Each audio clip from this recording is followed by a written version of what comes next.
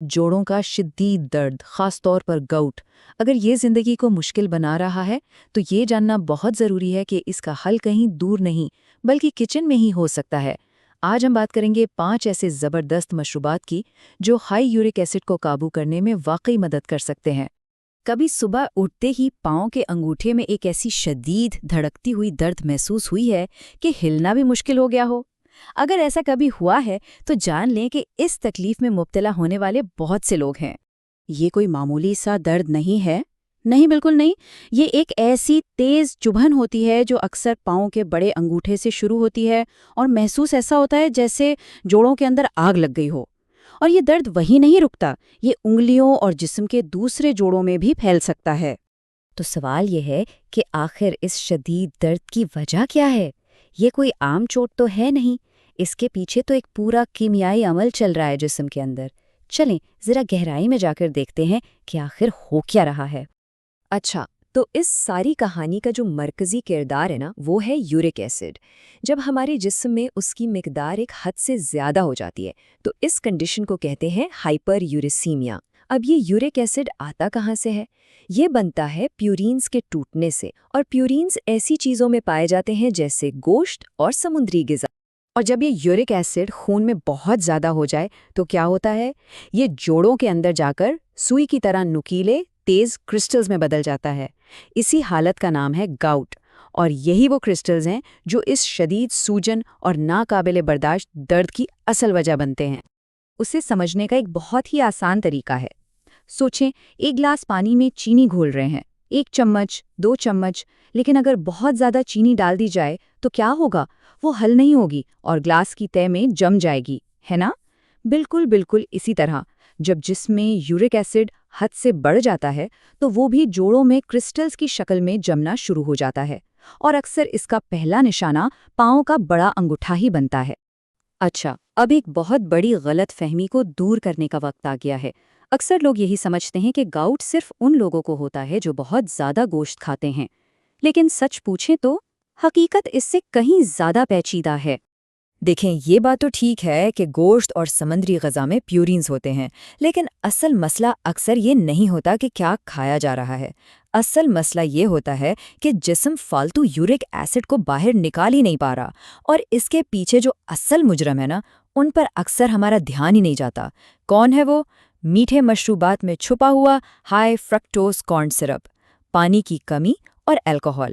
یہ چیزیں ہمارے گردوں کے کام میں رکاوٹ ڈالتی ہیں اور یورک ایسڈ کو جسم سے نکلنے نہیں دیتی۔ اور یہاں آتی ہے سب سے حیران کن اور سب سے اہم بات۔ تقریباً 90% کیسز میں یہ مسئلہ جینیٹک نہیں ہوتا، نہیں، بلکہ یہ ہمارے لائف سٹائل، ہمارے طرز زندگی سے جڑا ہوتا ہے۔ اس کا مطلب کیا ہوا؟ اس کا مطلب یہ ہے کہ کنٹرول ہمارے اپنے ہاتھ میں ہے۔ یہ ایک ایسی حالت ہے جسے ہم خود ٹھیک کر سکتے ہیں، اور سچ میں اس سے بڑی خوشخبری اور کیا ہو سکتی ہے؟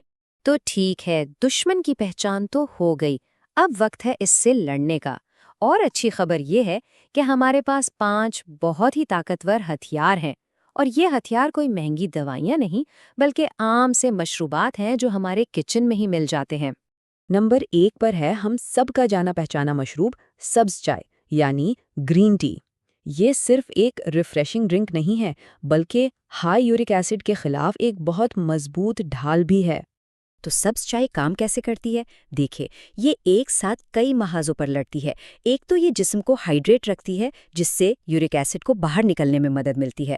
دوسرا، اس میں موجود اینٹی آکسیڈنٹس براہ راست یورک ایسڈ کی سطح کو کم کرتے ہیں اور سوجن سے بھی لڑتے ہیں۔ اور سب سے کمال کی بات یہ ہے کہ اس میں کچھ ایسے کمپاؤنڈز بھی ہیں جو جسم کے اندر یورک ایسڈ بننے کے عمل کو ہی سست کر دیتے ہیں۔ اچھا، اب نمبر 2 پر جو نام ہے وہ شاید کچھ لوگوں کو حیران کر دے۔ یہ ہے کم چکنائی والا دودھ۔ جی ہاں، بالکل ٹھیک سنا، دودھ۔ دودھ خون میں یورک ایسڈ کو کم کرنے میں بہت مؤثر ثابت ہوا ہے، لیکن اس کا سب سے بڑا فائدہ کیا ہے؟ وہ یہ کہ اس میں لیکٹوز ہوتا ہے، فرکٹوز نہیں۔ یاد ہے ہم نے ہائی فرکٹوز کارن سرپ کی بات کی تھی، جو آج کل کے میٹھے مشروبات میں بھرا ہوتا ہے اور گاؤٹ کی ایک بہت بڑی وجہ ہے۔ دودھ اس نقصان دہ شکر سے پاک ہے، اور ساتھ ہی ہڈیوں کی صحت کے لیے بھی تو بہت اچھا ہے۔ نمبر 3 پر ہے ایک انتہائی سادہ لیکن بہت ہی طاقتور حل، لیمو پانی۔ لیمو میں ہوتا ہے بھرپور وائٹامن سی، اور یہ وائٹامن سی جسم میں جا کر یورک ایسڈ کو نیوٹرلائز کرنے یعنی بے اثر کرنے میں مدد دیتا ہے۔ یہ ان خطرناک کرسٹلز کو بننے سے روکتا ہے اور ساتھ ہی گردے کی پتھری بننے کے خطرے کو بھی کم کرتا ہے، اور سب سے اچھی بات، اسے روزانہ کی روٹین میں شامل کرنا کتنا آسان ہے۔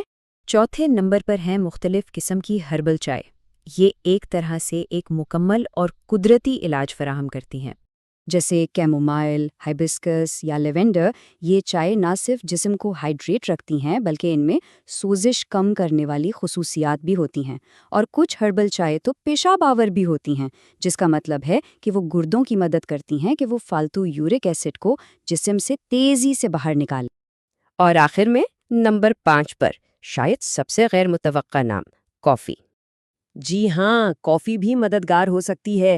یہ جسم میں فلوئڈز کے بہاؤ کو تیز کرتی ہے، جس سے زیادہ یورک ایسڈ باہر نکلتا ہے۔ اگر اعتدال میں پی جائے، مطلب دن میں کوئی 2 کپ تک، تو اس کے حفاظتی اثرات بھی دیکھے گئے ہیں۔ لیکن ایک بات یاد رکھنا بہت بہت ضروری ہے، کافی کے ساتھ ساتھ خوب سارا پانی پینا ہے تاکہ جسم میں پانی کی کمی نہ ہونے پائے۔ تو یہ تھے وہ 5 مشروبات، وہ 5 ہتھیار۔ لیکن ایک بات ہمیشہ یاد رکھنی ہے، یہ جنگ ایک دن میں نہیں جیتی جاتی۔ یہ کوئی جادوئی گولی نہیں ہے، بلکہ یہ ایک صحت مند زندگی کی طرف ایک مسلسل سفر کا نام ہے۔ یہ کوئی فوری حل نہیں ہے، یہ وہ پائیدار عادتیں ہیں جو وقت کے ساتھ ساتھ صحت کو بہتر بنائیں گی۔ اسے ایک میراتھن کی طرح سمجھیں، 100 میٹر کی دوڑ نہیں۔ تو سوال یہ پیدا ہوتا ہے، آج اپنی صحت کے لیے وہ کون سی ایک چھوٹی سی تبدیلی لائی جا سکتی ہے؟ شاید ایک کپ سبز چائے سے ہی شروعات کی جائے۔